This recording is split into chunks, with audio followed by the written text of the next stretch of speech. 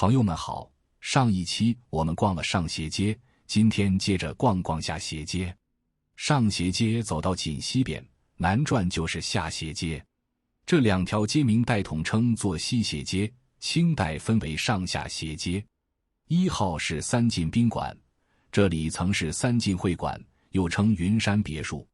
三进会馆建于清朝嘉庆年间，由山西商人集资所建。当时会馆前部为规整的四合院，后部有一栋高楼，整体呈坊形，据说站在楼上可以远望西山。下斜街在清代也叫过槐树斜街，街上还能看到一些老国槐，一侧已经都建成楼房，另一侧还有些平房，多为后来新建。下斜街40号为北京市第14中学基辅校区，是清末的基辅先哲祠旧址。该祠创建于1878年，由李鸿藻、张之洞、张培伦等直隶级官员主持筹建，是一座纪念先哲的花园式建筑。除定期组织祭祀活动外，祠内还收藏了大量先哲遗物。基辅先哲祠内所藏文物目前保存在河北博物院。我们看一下有关报道。基辅先哲祠名人遗物入藏河北博物院65周年纪念展布展完成，将于518国际博物馆日向公众开放。本次展览共展出基辅先哲祠名人遗物108件套，分为上下篇，上篇为名臣硕儒，主要展示基辅先哲祠供奉的名臣和儒林的作品。有明代著名谏官杨继盛的书法名篇，理学大家孙其逢的理学著作，民族英雄史可法的书法作品，还有名臣纪晓岚的砚台及《阅微草堂笔记》原本等。下篇为文苑祠林，主要展示基辅先哲祠供奉的文苑独行的作品，有大鉴藏家梁清标的法帖，有瀛洲七子中的边联宝、戈涛、李忠简的书法作品，有金石家翁方刚撰的金石著作，还有著名画家张次宁的绘画等。这次展出的有杨继盛的自书年谱，这自书年谱呢是杨继盛在狱中所写，是因为弹劾严嵩，被陷害入狱，当时呢他觉得自己不可能活着出去了，所以就写了这个自书年谱，叙述了自己的生平经历，是准备以后作为墓志铭所用的。1906年，直隶旅京士绅集资，在基辅先哲祠创办了基辅学堂。1912年，由中国历史上最后一个状元刘春霖将基辅学堂扩大，改称基辅中学，成为老北京最早出现的私立学校之一。1928年更名为燕济中学，1951年成为北京市第14中学至今。14中的斜对面就是长春寺，为明朝万历皇帝生母李太后敕建，至今已有400多年历史。李太后笃信佛教，一生修建了多座寺庙，长春寺是其中之一，用以供养著名僧人水斋禅师。水斋禅师又名归空和尚，据说他能一在7日不食，日饮水数升，持之5年，遂众号之曰水斋也。从南北朝时期开始，皇帝通常会指定一名僧人代替自己出家修行，名曰替僧。一是祈福延寿，二是向天下展示皇帝的虔诚仁厚。万历皇帝就是让水斋禅师的大弟子作为自己的替僧，他为该寺赐额的长春2字出自庄子逍遥游。上古有大春者，以8000岁为春，8000岁为秋，此大年也，寓意祝愿其母健康长寿。可惜后来长春寺毁于地震，清康熙20年、乾隆21年曾2次进行重修。长春寺内曾有3件镇寺之宝，一是李太后九莲菩萨像和崇祯之母刘太后玉容像，二是肾金多宝佛塔，铸于1621年，高1丈5尺，佛塔表面是用纯金融化后渗透入铜制塔身内，工艺极为精湛。三是明代书法家米万中所撰的敕建大作长春寺赐子一水斋禅师传石碑一座。九莲菩萨像在清光绪年间遗失，孝纯刘太后玉容像在文革中遗失。肾金多宝佛塔现存在海淀万寿寺，其基座仍存长春寺藏经阁一层，只有石碑还在长春寺大雄宝殿外。上世纪50年代后，长春寺逐渐被单位和居民占用，成为大杂院，但原寺基本格局尚存。2002年开始进行居民腾退和长春寺复建。2005年，长春寺辟为北京宣南博物馆，对公众免费开放。相比长春寺，朋友们更熟悉的应该是长春街。它北口对着闹市口，南口连着牛街，是一条南北走向的街道，因街上有长春寺而得名长春街。但是从前这条街的走向和现在是不同的，并不是一条直线。原来的走向是从宣武门西大街向南，到长春寺北侧拐向东南，沿着长春寺的北墙一直到下斜街南口，然后再折向西南，顺着下斜街的走向直到广安门内大街。2001年，长春街进行了改造，打通了中段，形成了南北笔直的宽阔道路。处在新旧道路之间的三角地建起了长春苑休闲广场。在长春苑休闲广场的草坪中竖着一块巨石，上面刻着一个纪字，这里曾是纪元的遗址。该园最早是万历皇帝女婿冉兴让的乐纪园，清初是大学士李卫的李园。顺治年间，赵佶士购得此园并加以修整，取名纪园。园中亭台精巧，怪石嶙峋，成为清初名士们聚会吟唱的场所。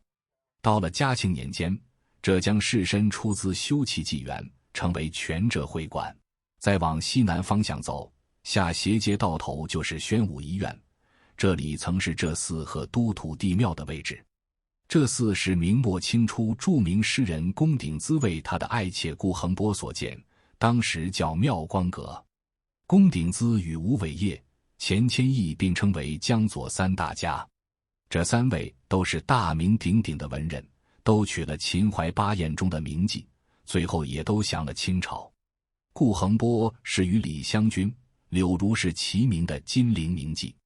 顾恒波信佛后，龚鼎孳为其在长春寺附近专门建造了妙光阁，供顾恒波在此静修。两人也经常和好友文人墨客在阁楼上登高望远，吟诵诗文。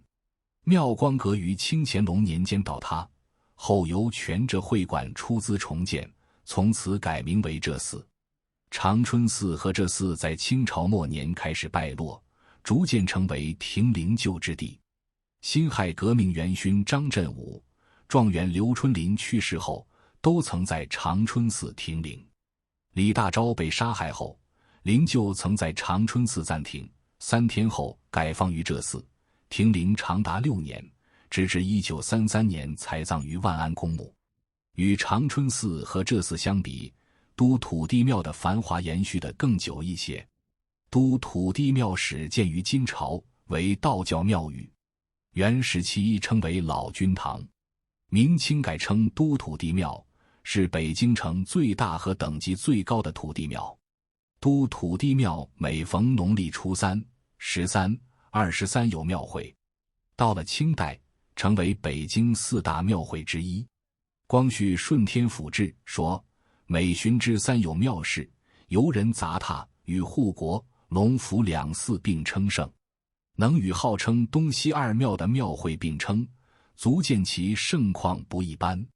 由于鲜花种植地离都土地庙较近，土地庙庙会上的鲜花买卖成为其主要特色，形成了远近闻名的花市。尤其在清朝，那时许多文人墨客寓居宣南一带，他们常常结伴赏花，吟诗作对。清代著名诗人查慎行曾咏诗：卖花生里过斜街，不计朝寻月几回。结林真洗尽斜街，步履寻春又一回。直到20世纪50年代，庙会还很兴盛，据说停办于1954年。1958年，在都土地庙和这寺的位置建起了宣武医院。在下斜街中段以西有一条东西略有倾斜的感化胡同，西口在长春街，早年叫窦家坑。但人们念俗了，常称为斗鸡坑。现在人们有时会开玩笑，推到菜市口斩了，说的是清朝的法场在菜市口，明朝法场在西四牌楼，就是我们前面介绍的砖塔胡同周围，民国时则移至天桥。但很少人知道，从菜市口移至天桥之前，还曾有一个刑场就在感化胡同。清末，在这条胡同中段路北有一个卫兵站岗的大院子，灰色的高大围墙，北端达三庙前街，院门开在南面。这个森严的大院就是当年的刑场。宣统年印制的《京华102竹之词》中提到过这个刑场，当年70任官刑，今日刑场筑成，新旧两班皆有异，一教警重义闻名。这里早年间多为坟冢，没有地名。刑场移往天桥后，这里办了一所教育不良少年的感化学校，胡同也改名感化胡同，沿用至今。民国期间，慈善家熊希龄主办的香山慈幼院下属慈行、慈华、慈诚等安置孤儿的工厂都设在这里。现胡同一侧是楼房，一侧是平房，多为自建房，没有传统四合院。出了感化胡同再向东，是一条西北至东南走向的斜街，老墙根街。这是条和三庙街一样古老的街道。此街因东口临辽南京城东城垣内垣而得名老墙根，街名始终未变。据民国时期张江才编著的《燕京仿古录》，在老墙根曾发现一段古城墙遗址。还有资料记载，在文革时期，曾在老墙根街东口地下发现一座桥，经考证为辽南京城护城河上的石桥。老墙根街31号是明清时期的安徽歙县会馆，41号是陕西商州会馆，门洞里留有一块嵌在墙里记录建馆的石匾。39号院曾经是家老字号酱菜园、立新酱园，门楼上的牌匾还在。酱菜分南北两派，北派酱菜偏咸，以北京的六必居、天元为代表；南派酱菜偏甜，以扬州三河、四美为代表。立新酱园属于南派酱园，当年在南城的知名度颇高。老墙根街东口连着教场口胡同，它是教场系列胡同的老大。北边还有教场头条、2条、3条，直到6条等兄弟胡同。这一带曾经是明清两朝军队演武操练的教军场，胡同名称均以教场打头。这里曾有众多各地驻京会馆，今日已大都不见踪影。我们就从教场口胡同40号这座2层转角楼开始，看看这些胡同的现状，以此结束这期视频。